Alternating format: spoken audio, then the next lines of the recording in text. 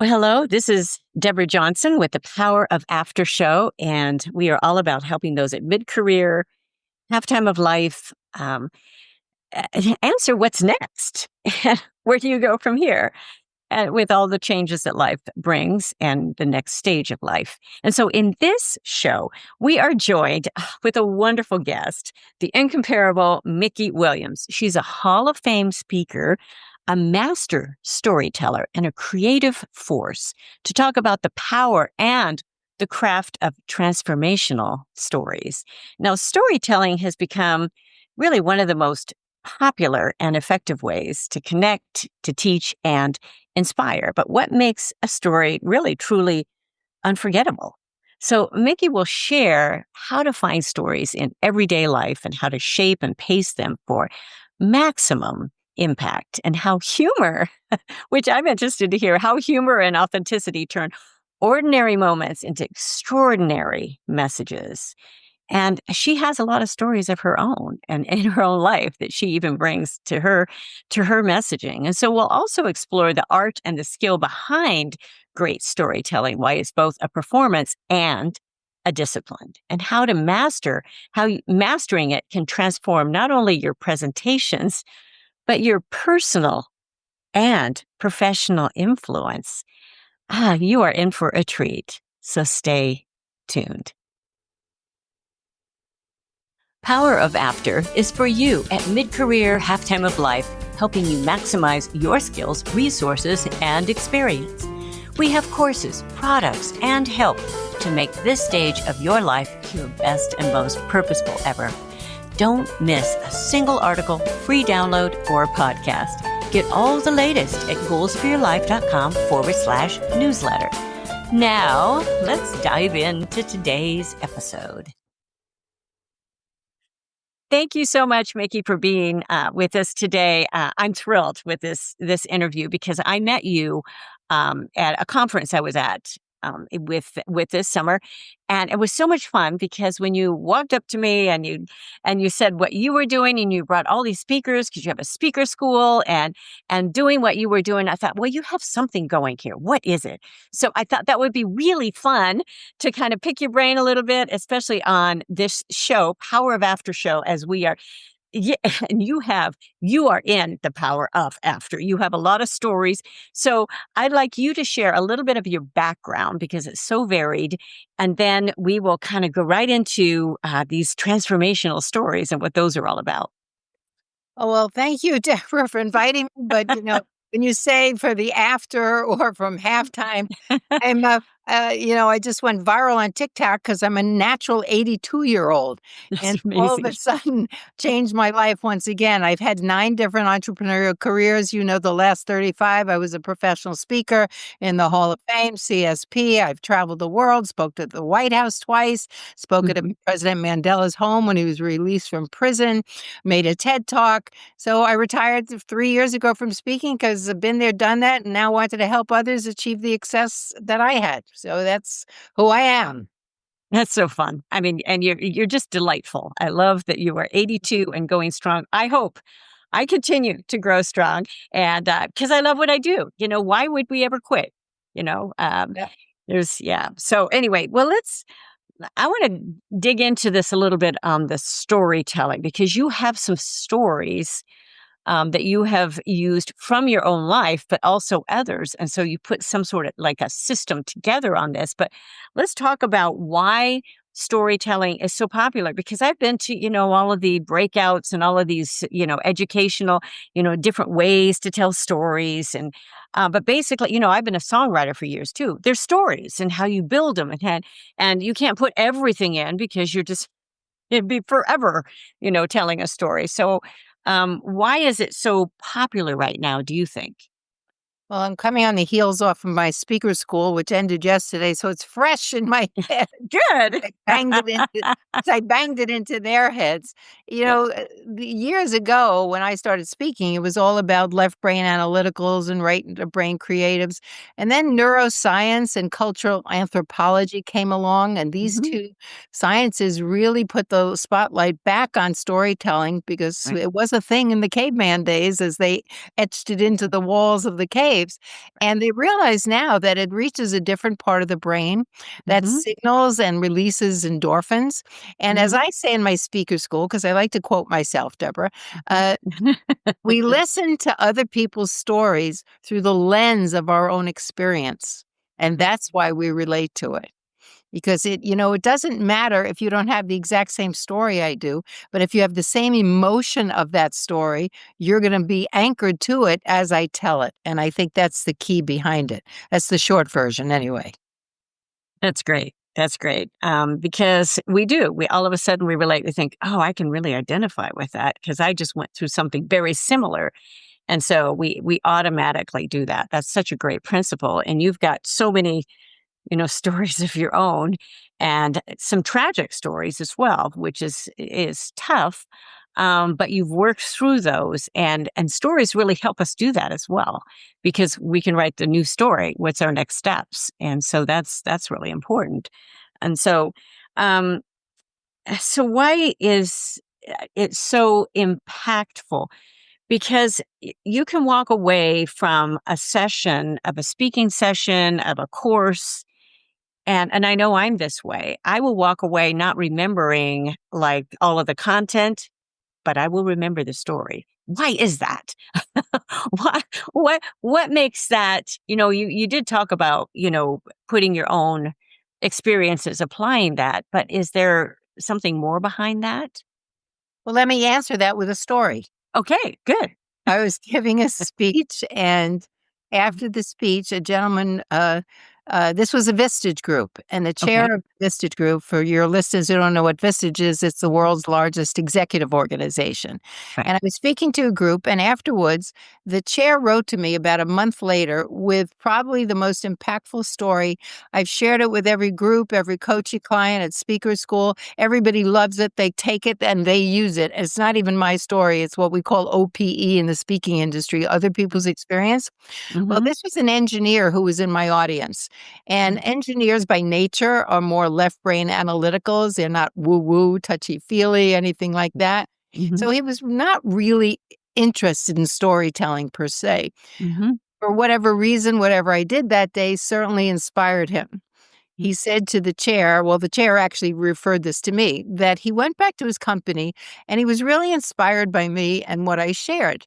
And he has a meeting every week with his engineers to discuss different things. And he said, well, you know what the heck? Let me give this a shot. mhm, And I talk a lot about when you open your stories, there's a lot of ways to open it. mhm. It's never opening your speech with good morning or thanks for having me, because I will Yeah. track those people down and shoot them if I find out they do that. So he took the same element to the story. He walked Mhm, into his meeting, and I also teach people how to walk in and how command executive presence. He did all the mechanics. And then the first words out of his mouth, and he, by the way, he knew the agenda for the meeting. He knew what the whole purpose of the meeting is. He was just mhm, taking a different approach through storytelling. mhm.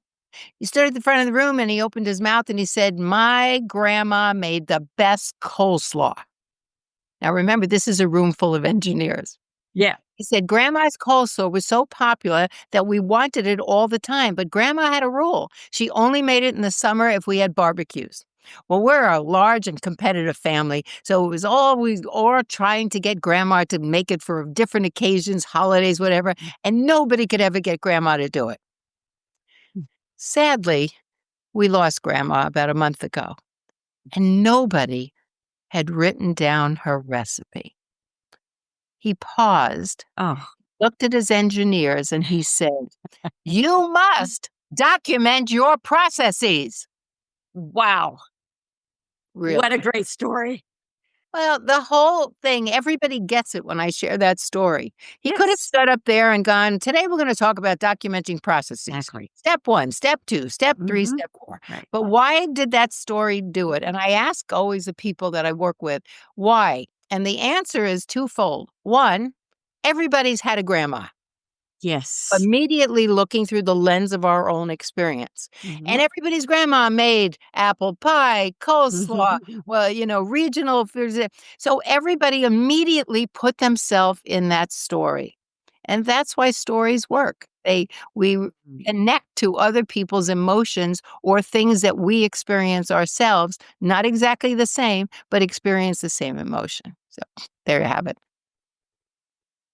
That's a great, great story. And immediately, because it was told so well, you can relate to it. It's not drawn out too much. Like, that's the hardest part, is cutting out all of these other details. Well, yeah, on this date, we did this. On this date, I mean, he could have gone way over. Oh, these are engineers. Yes. They're used to data and everything Yeah. else. Yeah. And he said it was so successful. That's what the email to me. It was so successful that they were changing the company's playbook, and every meeting now had to start with a story. He was Oh, just that's so blown cool. away how they all remembered it. They laughed, it anchored in their minds, and they did exactly what they had to do Oh, because of the story. that's so cool. That is very, very exciting. And then how the impact and well, how has this process of the stories really impacted your life? Because you've had definitely some stories to tell. And how have they helped in? Because sometimes stories and how we tell them, they can help us heal during different parts of our life. They can help us um, a- accomplish some of our goals personally. So, do you have some personal experiences there that you feel free to share? How the process of storytelling has helped you in your personal life, as well as your business? Well, I do. Yes, I do. That's why I asked the question. Yeah. But, I was always a natural storyteller, growing up. It was just, Mhm, part of who I was. I think mhm. I was blessed when it became a very big thing in the profession of speaking that I was in, that I had that gift early on. Because as a new speaker, I didn't know what the heck I was doing like anybody else. And I Right. used my life and the stories of my life to create what we call in the industry, my signature speech. And it was embraced. And I didn't know why at the time. It wasn't strategic like I can analyze the engineer story now. It was Right. just me standing authentically up and sharing stories from my life. And again, everybody in the audience just anchored into it because they experienced something not the same, but something that had caused the same emotion. And the story that I know you refer to is that at 29, I was widowed. My husband was tragically killed in a car accident, and I had a 2-year-old son, no job, and a mortgage. And that is the anchor part of my speech, because what happened after that really was that was the defining moment in my life, and then the trajectory came from that. What do you do when you don't have any money and you're a Yeah. young widow and you have a child to support? And so that we find ourselves in places in our lives, and that's what I believe inspired others or why they embrace the story. We all know loss, and it doesn't have to be a spouse, it could be your pet, it could be loss of Yes. a job. So the feeling of loss Hmm. occurred to me that people relate to the emotion of a particular story. And Right. then I went on to talk about the successes that I had. I had a natural talent for dancing. I was a professional dancer, so I started teaching dance. And then I had a little student named Martha Stewart who I got together with, and we created catering businesses. Yeah. And so everything that came from that, all my successes were by finding the strength that I maybe didn't know I had, or the potential that I didn't know I had till I was forced to. And Mhm. that was the inspiration for the audience to hear me share my story and realize if I could do this from that, then maybe I could too. So that became the basis, and that became the story, the speech that catapulted me into the world. And then, Mhm. of course, I developed other speeches after that. But that was the speech. That's so great. And everyone has stories. The older we get, gracefully Or older we I get, love when there's I love more. when someone in speaker school says, "I have no stories." I said, Oh, "Really? You have a yeah. story that you got up this morning and brushed your Yes. teeth. That's a story." That is a story. Yes, Yeah, that is a story. That's so fun. yeah. And to validate those stories, and to actually, which you do, I'm sure, in your speaker school, you need to write them down. You don't want to forget them. You need to recall them, and to be able to Oh, actually, no. document them. I Oh, do really? not let people write them down. Really? No. Okay, so that's interesting. I want to hear about that. No, I teach them the method that I call keywords. I take them through. Okay. I said, remember Steve Jobs? He came up with a thing called keywords. Well, that's Yes. the way you're going to create your speech. That's the way you're going to create your story. Mm. For example, I tell a story. It's also a well-known story about my girlfriend who had a Ferrari and a boy who asked for, and one boy got the ride. And the message of the story was he took a risk, and this is what happened, et cetera, et cetera. The story's not Mhm. important, but the key word of the story is Ferrari. That's Yes. the only thing they're allowed to write down Mm. because that Yeah. keyword will trigger Recall. in my mind the story, and therefore the story will come out naturally and different every time.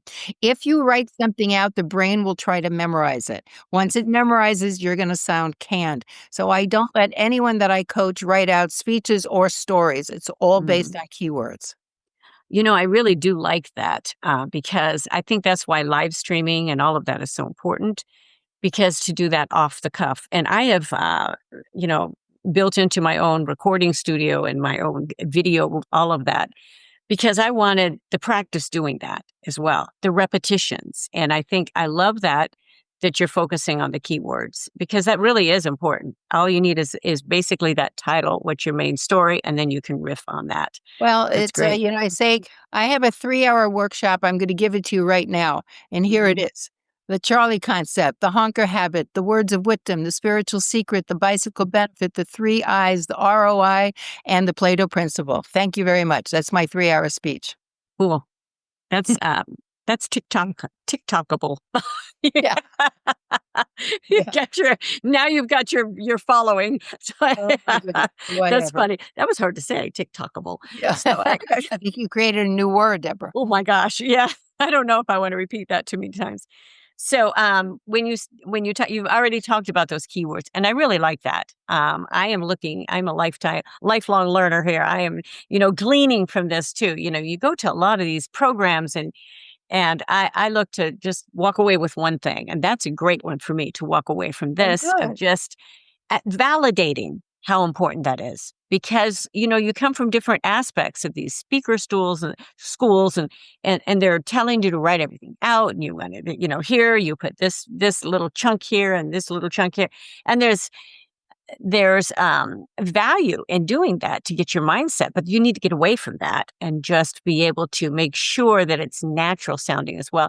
And some people just aren't as natural to be able to use the natural gift too. I know this from teaching years and years and years. Even the more reason not to let them Yeah. do that. But, Yes. Yeah. other coaches who do that, and that may Yeah. work for them. This is just something that I created years ago that I find works with all the people that I coach, Yeah. and it's worked for me, so that's the method that I share. And I love it. I love it. And I think that's so valuable for you to share here that people can validate that. Oh, Thank what you. I've been doing for years, that's really okay. Yeah. I mean, that's great. You also talk about pacing. And every time we just went on a bike trip, actually, over to Portugal, we did a bike trip. It was wonderful. But pacing is important because you have a certain especially if you're riding with someone, and it's helpful to have that sort of pacing. Now, we were on e-assist bikes. I will admit, I'm at the stage of life, I am not going to do those hills without e-assist bikes. Same here. Yeah, it was wonderful, challenging, but wonderful. But I think of pacing in races and in competitive sports.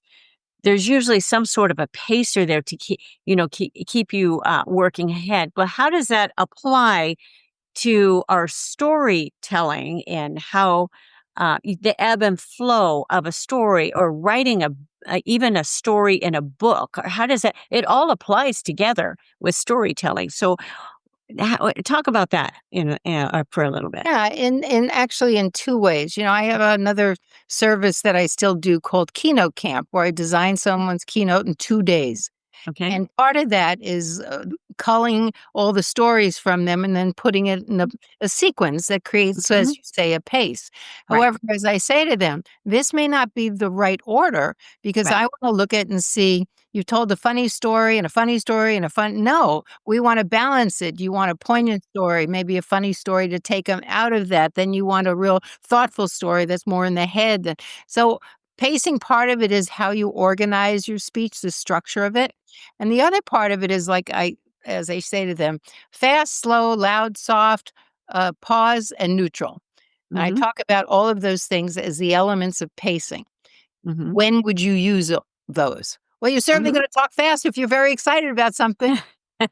Certainly going to be very slow and deliberate if you're delivering a message that you want everybody to understand. You're certainly going to talk really loud if you just got to be viral on TikTok.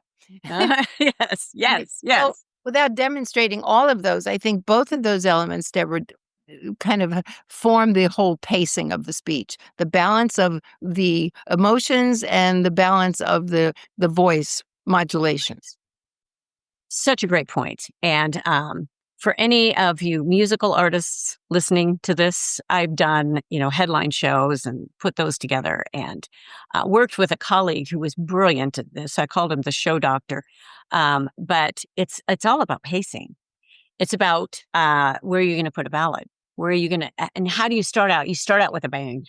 And everybody's, oh, and then you kind of build and then you let it ebb and flow. But a whole show, when you do, an hour or you do an hour and a half or you do something with you figure out where is intermission. And I've written musicals as well. It's the same thing, the pacing of that. So it applies to so many areas of life. And I love it that you've broken it down to individual stories because I think that's so important. If you are a speaker, if you are a lecturer, if you are a teacher, I tell you, I taught some college classes for years. I am sure I put everybody to sleep. I am positive. I used the PowerPoint, and I am sure I just, I was just so thrilled. I had all of these gadgets, and I'm sure I put everybody to sleep. And if I knew, it was before really. I was still working. I was still touring as a musician. If I had known a little bit more about the actual storytelling and to make those, classes, I had full classes, but like a little bit more alive. That would have been very, very helpful because this applies to so many different areas. Sure, So, absolutely it does. yeah. Very valuable. Yeah, I love that story about the pacing, though. It's extremely applicable. I really like that. So okay, Mikki, where Yes. do we find stories? Okay, you're going to tell us. Oh, you have plenty. Where are those stories? Yeah. Deborah, every question I'm going to give you a story as an answer. Okay. Good. It was the NSA convention, the National Speakers Convention in Washington, D.C. Mm-hmm. And I was one of the first speakers speaking on the art and heart of storytelling. And Mm-hmm. I get to the hotel, and as you know, there was a million speakers milling around. And the guy at the front desk gives me my key, and I go to my room, and it's like in the bowels of the hotel. Yes, of And I'm gonna course. be there for a week. So I come Yes. running back to him, and, he's got his name tag, Bashir. Oh, okay, sure. And I Okay. said, "Bashir, I love the fact that you got me checked in so fast, but I'm speaking right away, so I really have to do this, but I need another room because I'm gonna be here for a week, and that one is just not acceptable." Mhm. "Oh, I'm very sorry, ma'am. We are very full." "No, no, no, Bashir, you don't understand. I'm here for a week. I don't even know if there's a window in that room, but I can't stay there, so I need you to please look." And he says, "Oh, I'm sorry, ma'am. We are very full." Well, I said, "Just look." My New York came out. So now he looks down at his computer and he's got his hands going like this on the computer keyboard. He's not looking at me. And I start to make conversation. Mhm. "This year, how long have you worked at this Marriott?" "Oh, I've been here 7 years, ma'am." Mhm. I said, "That's wonderful." And I said, "Your name, does it mean anything?" I said, "Oh, where are you from, Bashir?" He said, "Oh, I am from Pakistan, ma'am." And I said, Mhm. "Oh, that's lovely too. I've never met anyone from there. I've not been there." I said, "Does your name mean something in your native language?" And he's still looking down. He's typing like this. He said, "Oh, yes, ma'am. It means bearer of good news." He looks up, we both lock eyes, we both laugh. He gives me the key to my new room, and then Oh I go god. to open my speech with that story. Oh, that's so great.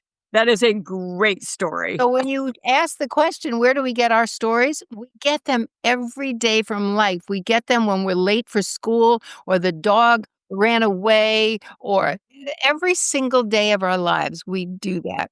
I give people a list of keywords or Mhm. sentences, 2 pages for them to fill out to find where their stories are. So I'll write the funniest thing that ever happened to, the most memorable, your Mhm. greatest honor, a mentor in your life, something that happened in business. So I have categories which I call business, family, school, church, etc.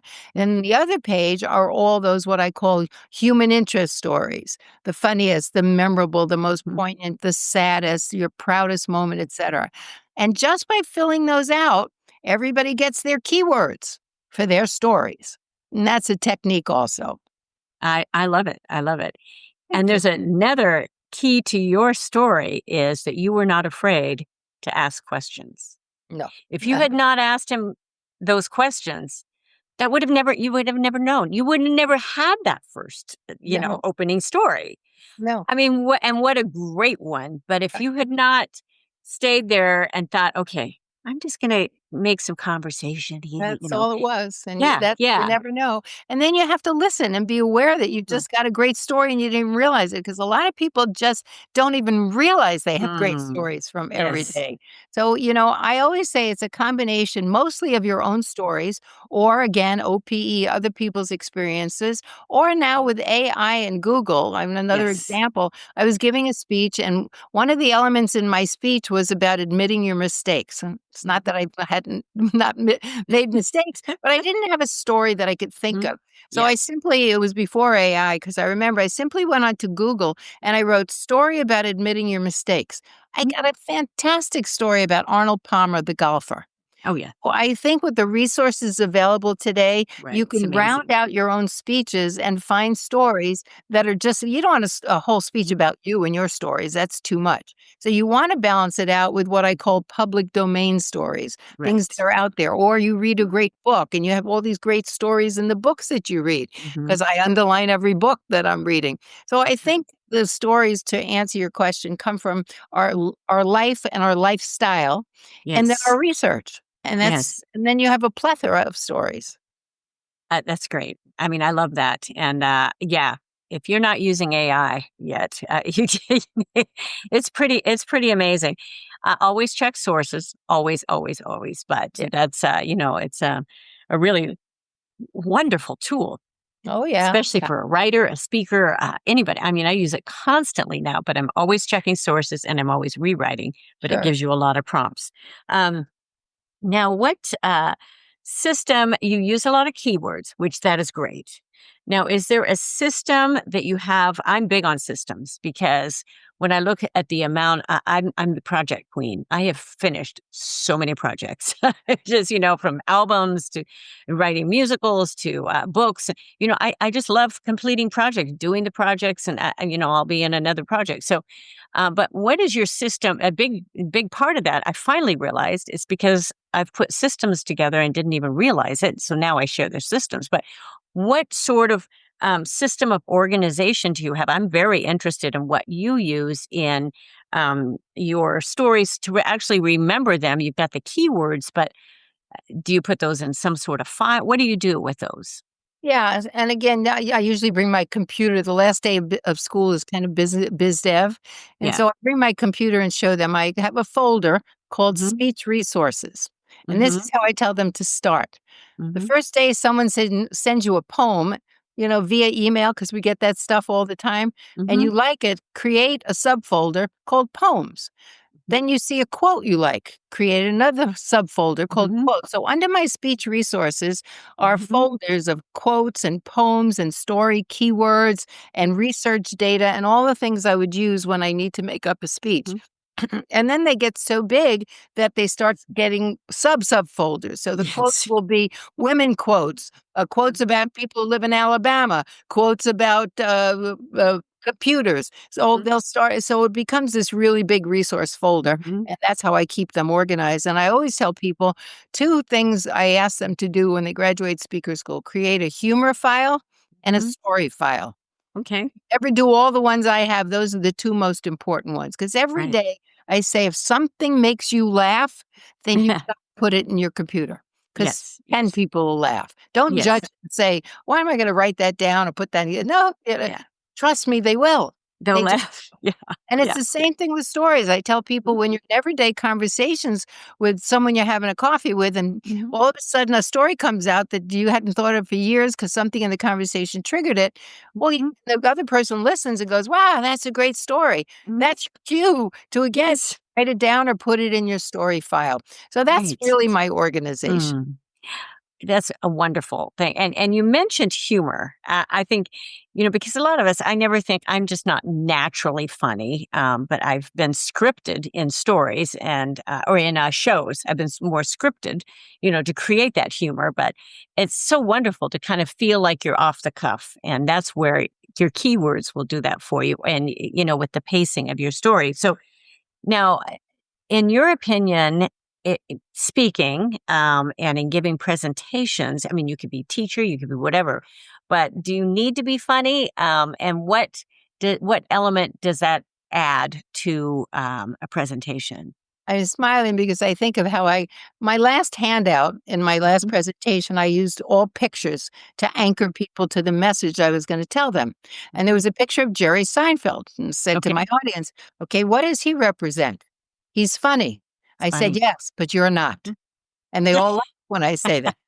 I said, I don't want you to be funny. Comedians are funny. Speakers use humor. There is a big Ah, difference. mm, And then I okay. go into explaining the difference between the two. Using Mm, humor is things that happen every day that makes you laugh. I was yes. speaking at an architect's firm and I was coaching the CEO and we had kind of a barter. He would let me use my speaker school at his firm in Hmm. exchange for some of my coaching. Well, this particular day, he said, I'm putting one of my employees, which because he used to rotate the employees, he said, Hmm. he's new. His name is Peter. He's from Poland, and his first language is Polish. I said, that's great.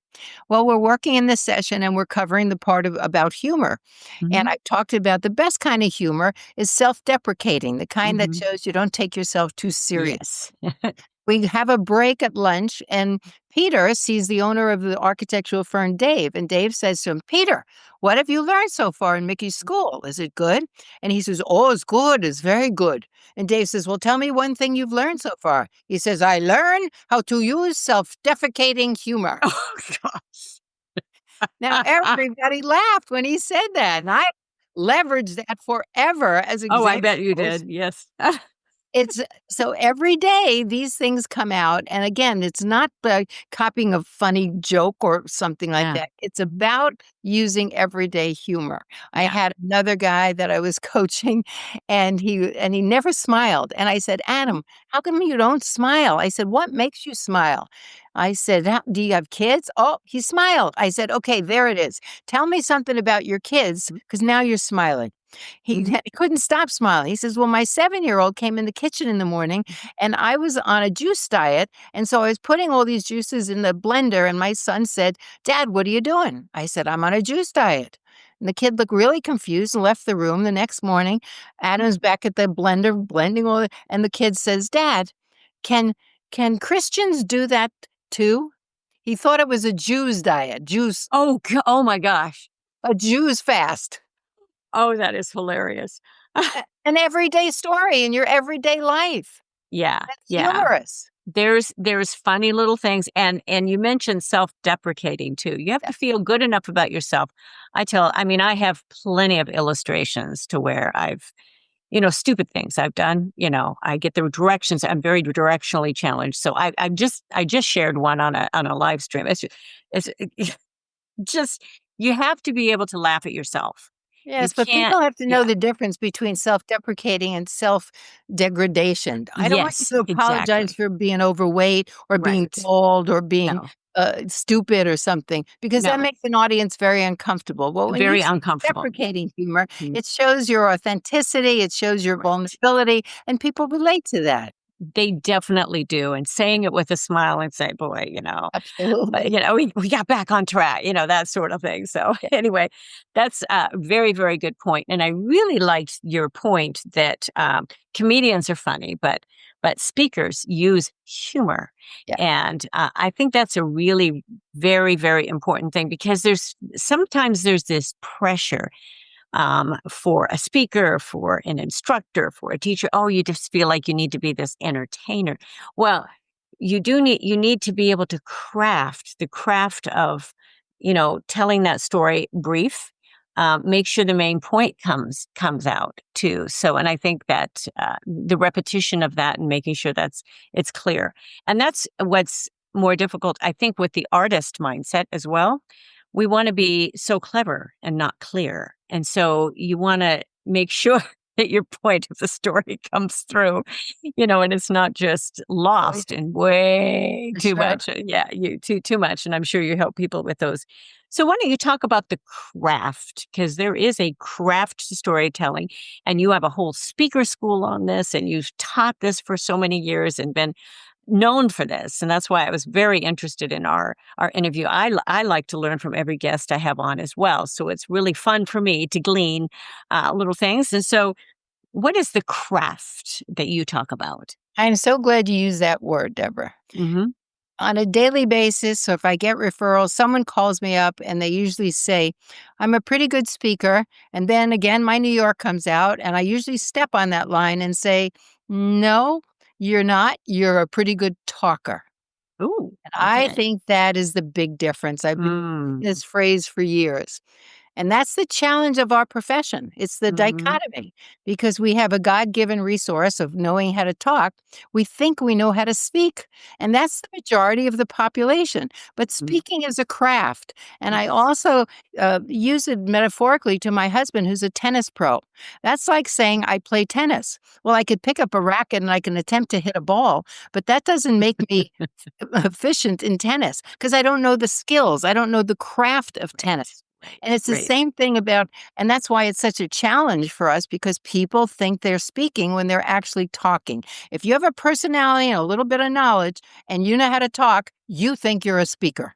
Yes. I say you're not a speaker till you learn the skills and the craft. I mean, day one, everybody's head is ready to explode because I've spent 8 hours talking about, as you know, the Mhm. skills that professional speakers use to deliver impactful presentations, whether it's the Right. structure of a speech, the structure of a story, how to use humor, how to use your voice. And people who thought they were good speakers realized, I mean, I had people sign letters to me, you're a good talker. Oh, that's great. It really does, and it takes some consistent, willingness to learn. I hope I never in my life, as I gracefully grow older, I never quit being thirsty to learn, and I think that keeps us and especially today, because we have AI, we've got, and it's moving at lightning speed, and I wanna keep learning. I'm thirsty to keep learning, and I'm a very accomplished musician as well. Still work in some of those fields, and it's very, I mean, the 1% of the 1% that's working. And but through the years, I have anyway. But that doesn't mean I'm not going to sit down with a Beethoven sonata and keep my mind sharp and get back the technique up. And I think that's very, very important when you're talking about the craft and and that continual mindset of just we can keep working on this, keep going to those, a speaker school or to the refresher course. I think that's excellent. And I'm so happy that you're providing some of these resources. And I wish you weren't across the country. That would be really fun. Anyway. So it's not just about the thirst for learning, and I admire that because I'm the same way as you, Deborah. Yeah. It's different. It's I know if I want to get good at tennis, I've got to Yes. hire someone to teach me the skills of tennis. Exactly. Talkers, people every day, do not think they need a coach or a speaker school to Yeah. become better because they know how to talk. They're delivering the info. Doesn't matter Right. that they're putting people to sleep or they're not Mhm. using the right, but that's the real challenge that separates our profession from everybody else's. It's obvious if you want to be a musician or you want to become a tennis, you got to learn skills, but people don't. Yes. There are skills in speaking because they're Yes. talking and they're giving speeches. And it's the frustration, but it's also the Mhm. thing that keeps me in business. But the people who Yes. realize that they need a coach or a speaker school to learn the skills, and then they are shocked beyond belief on the first day when I say, "You're getting my 35 year career in a day in Mhm. an manual," and they learn all the skills, and they're like, their heads ready to explode. Oh my God, I never knew that. I never knew Yeah. that. I never knew that.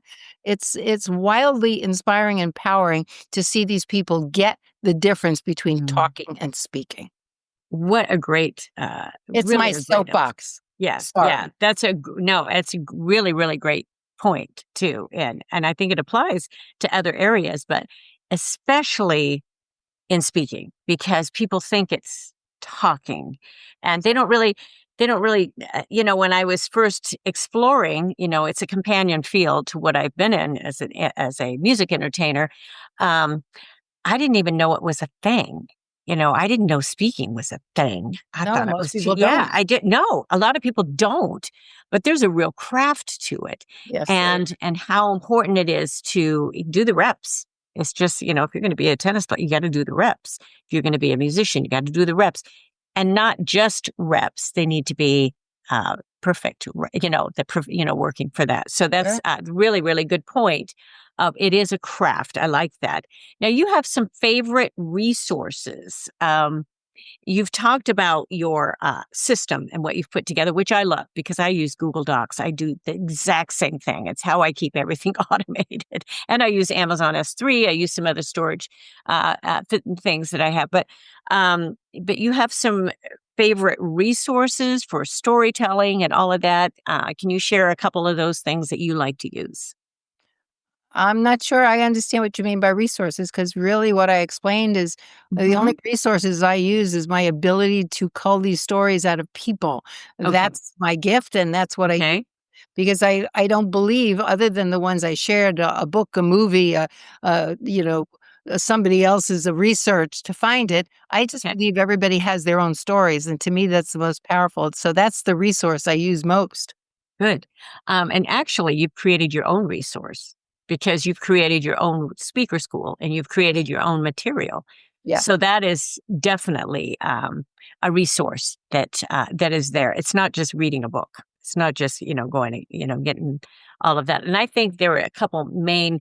There'll be an article that I publish with this, and a couple of your takeaways, and also, of course, I will always, I always send everyone to your website and all of the materials that you have, and you have so many things. So, what sort of skills? We'll kind of end with some of this. And what skills do you need to be a great storyteller? You've talked about keywords. You've talked. Are there any other skills, and how can they be developed? If people are going, I'd really like to up my game. I feel like I'm just talking here. I'd like to be more of a really use stories more, and I love your approach. So, what skills do they need to develop? Again, coming fresh off this weekend with all the people Yes. there. Uh, it's there's so many elements to it. First of all, it's knowing the structure of a story. It's Mhm. also using the elements of, as I said, what do you do with your eyes? What do you do with your voice? What do you do with your hands? How do you Right. stand? And my main thing is that real learning doesn't take place head to head. It takes place heart to heart. So getting people like the engineers or the technologists or the I had an auditor in my speaker school, getting them to get out of their head and get into their heart is the biggest challenge, because that's where people relate to stories. And also, if you could tell it in first person, where like it's happening now, as opposed to looking back on when it happened and using past tense word. That's an Mm. advanced skill, but it certainly makes a difference. And I think it's all those little ones that as I said to them when they leave, because they have so much, I made a list of what do we do first? And it Mhm. starts with chunking. Just work on the vocal modulation, work on your eyes, work on your movement, work of how you enter, work on how you stand. And so they don't get overwhelmed when they leave, because it takes that many things to create the village of being a storyteller. And that's really talking about structure. I Yeah. mean, that is a lot of that is structure, and that was Yeah. kind of my ending I point spend here. the But first part giving them the structure of a speech and mhm, giving them the mhm, structure of a story, yeah. because my good friend Michael Lasso always says, structure frees creativity. Oh, I And love that. indeed I it does. love that. Yeah. Yeah. Um, and if you've developed a love for that and a love for that structure, you've created a lifelong learner because, I've taught for many years. I started when I was 13. If, I didn't want, I tell people that started teaching piano at 13 because I didn't want to babysit the 5 kids next door and I didn't want to pull weeds. So I started teaching piano because I knew enough to, teach adults at that stage. But I learned through the years that if you develop the love for it, people will keep learning on their own as well. So if you give them a structure and you give them the love of just keep pursuing that, when you said the heart to heart, I think if you've created something that they can feel that's going to touch, and finding those stories, those personal stories, it's a little bit challenging too, to, really identify those stories, but everybody has them. So that's That's why you need a coach. that's why you need a coach. People need to call Mikki. So Mikki, this has been delightful. Do you have one thing that you want to leave our audience with? And then I'll make sure for all of you listening, Mikki's information is going to be in the show notes. So make sure you check those out. I'm really, very adamant about that to make sure they can contact you if they need to. So, yeah. Yeah, one of my favorite sayings that I will leave them with is this: invest me through story to care about your data. I love that. Invest me through story to care about your data. Exactly. Wow. That's pretty profound. Thank you. Yeah. Thank you. Yeah, it is. Mikki, thank you. You're coming off of this huge TikTok thing that was a surprise. And I love it. I was so impressed that you told me how old you were. You did not back down from that Oh, at no. all. And I don't lead usually with either. that. I don't usually just advertise how old I am. But with the experience I've had and all of the things I'm doing, people sort of guess. But it's exciting because, I never want to really quit until I'd say until my boys put me in the home. But I just really want to keep going. I love what I do. And I feel like when you are helping and inspiring, it keeps you going. And you're beautiful. You're just fun. I'm so glad we got to schedule today. Thank you so much, Mikki. Oh, Deborah, it was a pleasure, and thank you. And I wish you continuous success as you keep interviewing people and adding your wonderful knowledge to it all. Thank you. It's just very, very much fun, and the technology is just pretty amazing. When I was going through school, college, we did not have this technology, so it was just pretty amazing that we are able to do this. So, Indeed. Thank you so much, and for everyone tuning in, thank you for joining us. And make sure that you are getting all of our updates. Goalsforyourlife.com/newsletter, and of course, we've got powerofafter.com, heromountainsummit.com. Make sure you check all of those out. So thanks again, and I look forward to seeing everyone again next time. So bye-bye for now. Thanks so much for spending time with me today. I love bringing you insights to help you maximize your skills, resources, and experience at mid-career and beyond, so that you can make your next chapter your most impactful and purposeful yet. I'm Deborah Johnson, and I can't wait to be with you again next time on the Power of After show.